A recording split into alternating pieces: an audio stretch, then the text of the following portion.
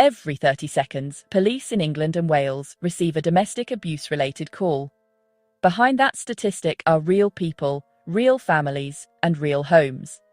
According to the Office for National Statistics, around 2.2 million women experience domestic abuse every year, and 1 in 4 women will experience domestic abuse during their lifetime.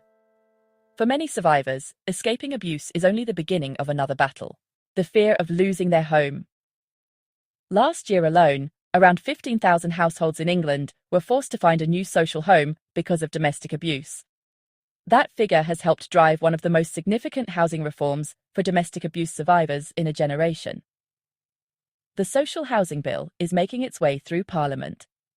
Announced in the King's Speech on the 13th of May 2026 and now progressing through its second reading, the bill provides further protections for tenants of social housing. By introducing a framework to enable landlords to protect victims of domestic abuse, there will be new absolute grounds for possession for both council and housing associations. For tenants who have been convicted of a domestic abuse offence or have breached a domestic abuse protection order or a non-molestation order.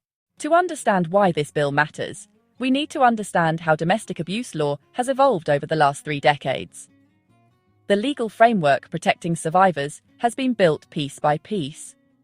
The Family Law Act 1996 introduced occupation orders and non-molestation orders, giving courts powers to regulate who could remain in the family home. The Protection from Harassment Act 1997 criminalised stalking and harassment. The Domestic Violence, Crime and Victims Act 2004 strengthened enforcement and made breaches of protective orders a criminal matter. The Serious Crime Act 2015 recognised that abuse is not always physical by creating the offence of coercive and controlling behaviour. Then came one of the most significant reforms of all: the Domestic Abuse Act 2021. For the first time, domestic abuse received a comprehensive statutory definition. The Act formally recognised economic abuse, strengthened protection for children affected by abuse, created the Office of the Domestic Abuse Commissioner, and placed new duties on local authorities to support survivors. It was a landmark piece of legislation. Yet, despite all of these reforms, one major loophole remained. In many cases, a joint tenancy could still be ended by just one tenant. In social housing, many couples hold joint tenancies. Where abuse occurs, the victim often faces an impossible decision: remain in the property and continue living with the abuse, or leave the property and potentially lose the security of their home. Under the current system, landlords have often found themselves constrained by the legislation relating to domestic abuse and housing. In many cases, social landlords can only pursue possession action against the perpetrator after the victim has already left the property. Where a joint tenancy exists, the situation becomes even more complicated. An abusive partner can use the tenancy itself as a weapon. By serving a notice to quit, they can bring the tenancy to an end for both parties.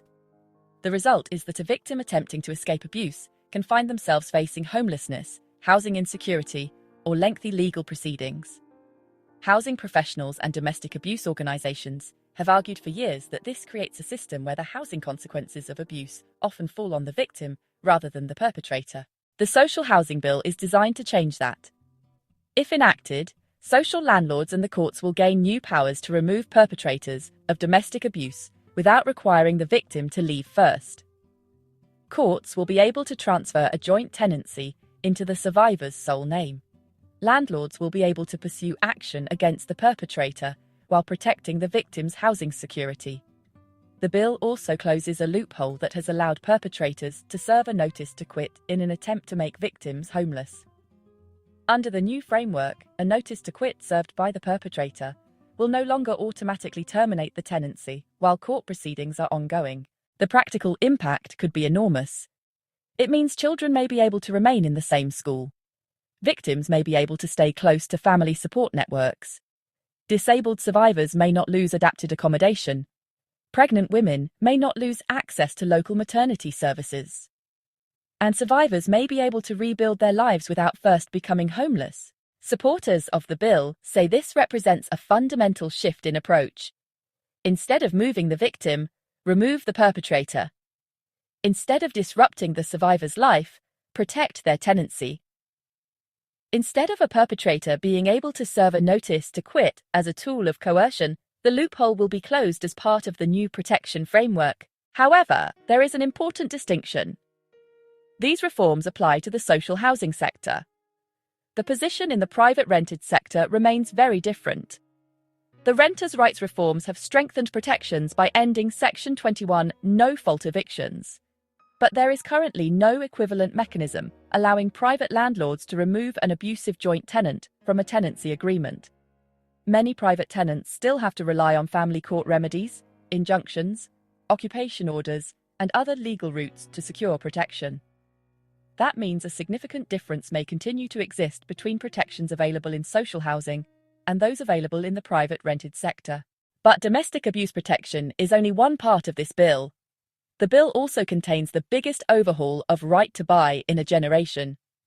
More than 2 million social homes have been sold since right to buy began in 1980. Between 2012 and 2025, approximately 133,000 council homes were sold, while only around 51,000 replacements were built. Today, around 1.3 million households remain on waiting lists, and more than 175,000 children are living in temporary accommodation. The bill seeks to slow the loss of social housing by increasing the qualifying period for right to buy from 3 years to 10 years, protecting newly built social homes from sale for 35 years, strengthening councils' rights to buy back former social homes, and removing several provisions from the Housing and Planning Act 2016 that were never implemented. Backed by a $39 billion program for social and affordable housing, ministers say the reforms are intended to protect existing homes while helping deliver the next generation of social housing. Whether you view this bill through the lens of domestic abuse, homelessness, tenancy rights, or social housing supply, one thing is clear. This is not a minor amendment to the statutory framework. It is a significant shift in thinking. For decades, the question was often how victims could escape abuse. The social housing bill's commitment to address legal pathways for domestic abuse survivors to remain in their homes is welcomed.